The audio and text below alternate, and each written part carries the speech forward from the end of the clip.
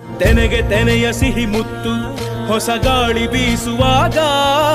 ಬೆವರ ಬೆಲೆ ನಮಗೆ ಗೊತ್ತು ತೆನೆ ತೂಗಿ ಆಡುವಾಗ ರೈತ ನಮ್ಮ ತಾಯಿಯಂತೆ ಅವನಾಸ್ತಿ